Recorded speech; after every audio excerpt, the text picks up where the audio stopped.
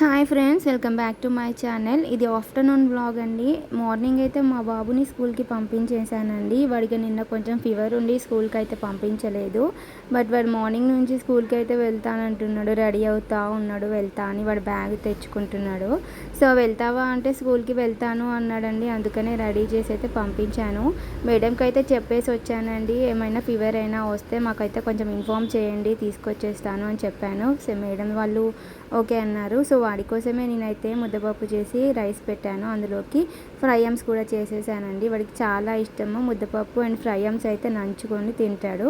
So నేనైతే lunch చేసేసి స్కూల్కి వెళ్ళి వాడిని తీసుకురావాలండి.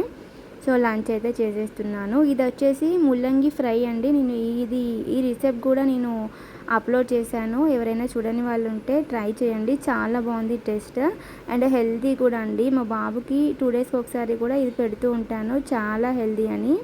వాడైతే తింటాడండి. ఎక్కువ చిల్లీ స్పైసెస్ లేకుండా కొంచెం నార్మల్గా చిల్లీ పౌడర్ వేసేసి వాడికైతే పెట్టేస్తాను.